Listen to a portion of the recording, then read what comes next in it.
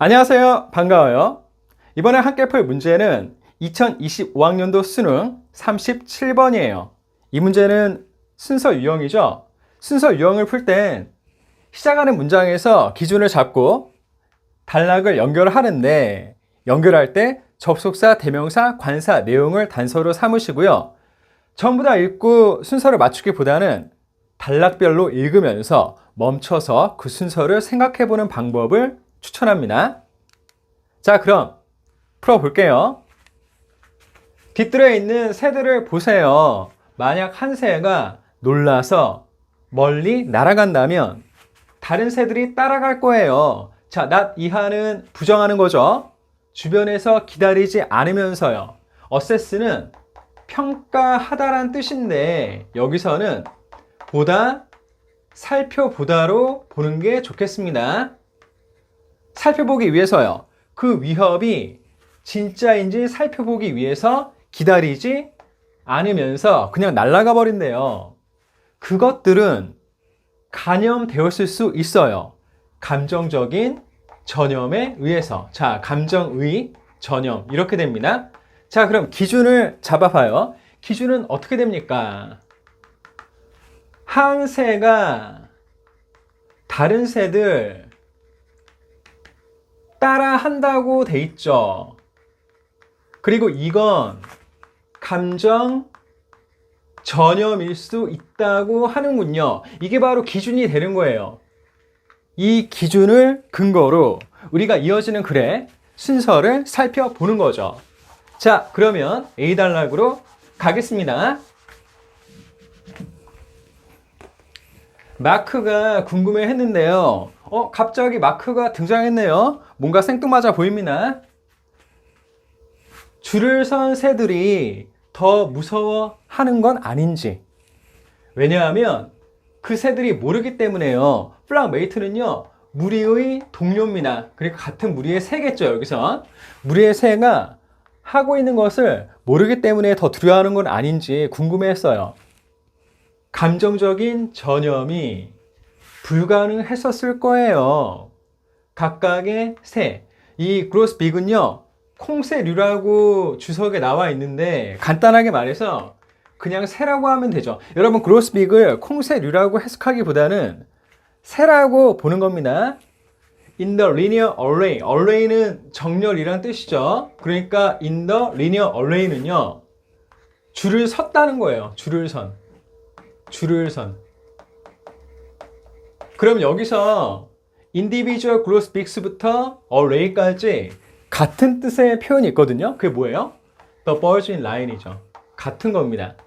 줄을 선 각각의 새들에게 불가능했었을 텐데 except가 있으니까 뭐뭇을 제외하고 가장 가까이 있는 이웃들, 즉 their nearest neighbor는요, 바로 옆에 있는 새를 말하는 거예요. 바로 옆에 있는 새를 빼고는 감정 전염이 불가능했었을 거라고 하네요. 이 말은 뭡니까? 감정 전염은 누구한테 없는 거예요? 바로 옆에 있는 새한테 없는다는 얘기죠. 자, 내용 정리해 봅니다. A 단락은요, 줄을 선 새들이 있어요. 자, 줄을 선 새들이 이렇게 있습니다. 제가 그림으로 한번 그려볼게요. 이렇게 새가 있어요. 새가 이렇게 있습니다. 줄을 선 새들이 이렇게 쭉 있는데 감정 전염이 누구한테 되는 거예요? 바로 옆에 있는 새한테 감정 전염이 일어나는 거죠. 그래서 어떻게 돼요? 더 두려워한다는 거죠. 더 두려움. 이게 바로 A 단락의 내용입니다. 자, 그럼 우리가 단락별로 풀이하니까 한번 A의 순서를 생각해 볼 수 있는데요. 적어도 A는 맨 앞은 아니겠죠. 왜 그래요? 지금 마크라는 사람이 갑자기 등장을 했고 여기에 나와 있는 내용이 실험의 결과에 대한 내용이 나왔잖아요. 그러니까 그 앞에 실험 또는 연구에 과정이 있어야 되는 거죠. 그래서 적어도 A가 맨 앞에 오진 않습니다. 그러면 A, C, B는 답이 아니겠네요. 이렇게 내용으로 우리가 선지 하나를 제거할 수가 있죠. 자, 이제 B로 갑니다. 장기간의 연구 프로젝트에서, 근데 연구 프로젝트는 마크가 했대요. 몇몇 학생들과 함께 on patterns of anti-predatory scanning은요, anti-predatory는 반포식의, 그러니까 자기를 잡아 먹으려고 하는 동물에 반대되는 거. 그리고 스캐닝은 감시란 뜻이에요. 감시고, 웨스턴 이브닝 그로스빅은요, 아까 말했던 콩새류의 종류인 겁니다. 그래서 이거를 그냥 간단하게 벌즈로 보시면 돼요. 이 문맥에선. 새들에 의한 포식동물에 저항하는 감시의 패턴에 대해서 몇몇 학생들과 실시했던 장기간의 연구 프로젝트에선 발견을 했는데, 원을 두른 새들이요, 더 협력을 보여줬대요. 감시에서요. 줄을 서서 먹이를 먹는 새들보다도요. 자, 내용 정리해 볼게요. 여기 B에서 원을 두른 새들이 이렇게 나온 거죠. 원을 두른 새들이 나왔는데 이 새들은 더 협력을 했다는 거죠. 그러면 이 새들과 비교되는 새들이 뭐예요? 줄을 선 새들인 거죠. 자, 이렇게 내용 나왔고요. 자, 지금 B의 순서는 어떻게 되겠어요? B는 최소한 A보다는 앞에 오는 게 맞죠? 그거 맞고, 그리고 B는요, In a long-term research project라는 표현으로 시작하는 걸로 봐선 그 연구의 시작의 가능성이 높죠. 그러니까 B가 맨 앞일 가능성이 높네요. 자, 그럼 이제 C로 갑니다. 줄을 선 새들요. 근데 그냥 새가 아니라 the birds입니다. 그러니까 앞에 birds의 라인이 언급이 됐다는 거죠.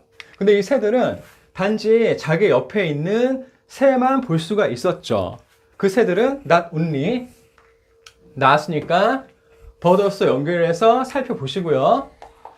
감시할 때 덜 협력했을 뿐 아니라 더 긴장했대요.